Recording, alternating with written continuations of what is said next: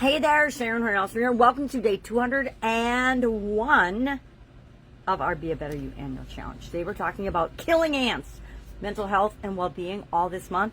And we talked about ants yesterday and we identified our top 3 ants. Now, it's great to identify and become aware of something, but it doesn't do us any good if we don't do something about it. And we want to do something about these automatic negative thoughts in order to move our life in the direction we want it to go, in order to move our mental health, our personal development, our growth in the direction we want it to go. And so the first thing we're going to do is I'm going to share a 5-step process of how to kill these ants or eliminate these ants or deal with these ants, automatic negative thoughts. And it won't be perfect. No process is perfect. But as you practice it and use it over and over and over again, you will become excellent and a master of it, and you'll start to kill automatically these automatic negative thoughts as they pop up. And that will increase your self-esteem. It will increase your help you make better decisions that are in alignment with who you really are. It will help to reduce your stress and anxiety and any other negative emotions that come with automatic negative thinking that we don't even know where it's coming from. So what's the step-by-step process to apply to our top 3 ants from yesterday? Hopefully you identified 3 ants that you can deal with. At least pick one today and apply the 5-step process and see how it makes you feel, and see if you apply it a little bit every day, if it doesn't make you feel better and more self-confident and relieve some of those negative emotions that can take over our decision making, can take over our thinking and our feeling and cause all kinds of havoc in our lives. Right, so what is step 1? Step 1 of this process is really simple but extremely powerful.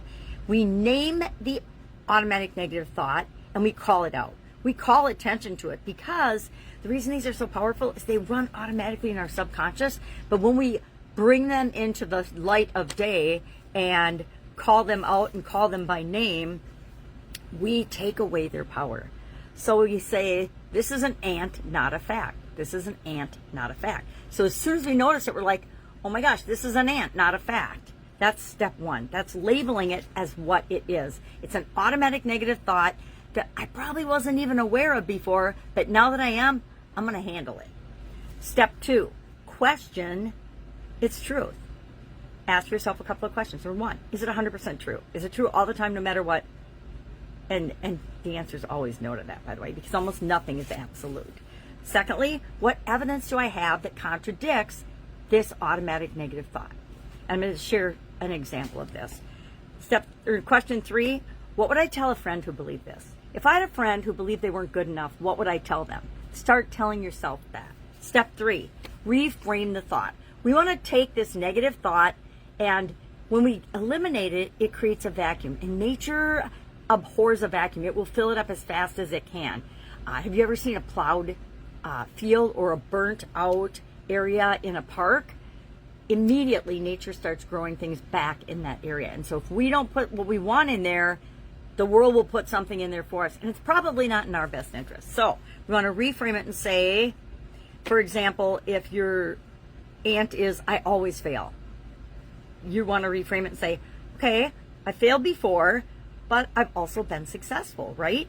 Every setback teaches me something valuable, something new. This is one of the biggest lessons I think that each and every one of us can learn, is that failure is not fatal. It isn't final. It's just a stepping stone to the next thing. And for some reason, if we fail for a reason, we fail because there's something bigger coming our way. We fail because we didn't plan well enough, or we forgot to consider something that was going to cause us to not be successful in the endeavor we were doing. But until we learn the reason that we failed, the lessons learned, we're destined to repeat and make more mistakes and continue to struggle until we open up our eyes, do a process like this, and say, okay, well, what did I learn from that? Every failed relationship, every failed opportunity, every job we didn't get, every time someone said no to us, it's an opportunity to learn. No isn't no forever. It's just not right this minute, right? Step 4, replace with action. So thoughts lose power when we act against them, right? So if the ant says, I'm not good enough, how many people have ever thought in their life, I'm not good enough? How many people think I'm not good enough every single day at some point or other? Because it's an automatic negative thought. So if your ant is, I'm not good enough, Your action is to apply for the job anyway. Submit the proposal. Go for it. Take some action. Speak up in a meeting. Do something that negates you feeling and believing you're not good enough, right? Because that's one of the almost biggest lies in the universe as well. And then step 5 is to repeat and reinforce. Why? Because neural pathways form through repetition. So we want to do things to challenge this ant at every opportunity. Anytime it comes up, and every time we challenge it, every time we go through this process, it weakens the ant and negates it and stops it from automatically playing in our subconscious and impacting our decisions, our thinking, our actions, etc. So let me share somebody's story about challenging their ant and how they conquered their ant. I'm going to share Sarah's story. Sarah's a marketing executive. We've talked about her stories before. She battles ants like, if I'm not perfect, I'm a failure. Everyone will notice my mistakes. And then how she handled it. First, she named and questioned it. Sarah reminded herself, this is an ant, not reality. She asked, have I ever made mistakes and still succeeded? And the answer is, of course, yes. We all make mistakes. We're human. And then she reframed it by saying, perfection is not the goal. Progress is. I love that. That is such a powerful statement because guess what? There's no such thing as perfection. I've never had the perfection bug, and I'm really thankful for that. Most of those people could criticize for that, but things don't have to be perfect. We just have to be moving in the direction we want to go. And the action she took, she started submitting work even when it wasn't flawless, and then improved through feedback. The result and the impact, Sarah's anxiety dropped significantly. She became more confident in her meetings, earned recognition for her creativity, and finally pursued a promotion that she'd been putting off for years because she was scared to go for it and she didn't think she was good enough. And her mental health shifted from constant self-criticism to self-compassion and even encouragement. How cool is that? So what are we going to do today? What's our action item? I challenge you to pick one of your 3 ants if for extra credit and for really massive improvement in your life. I challenge you to do all 3, but pick one of them and apply the 5-step process. Name it, challenge it, name it, question it, reframe it, replace it with action, and repeat.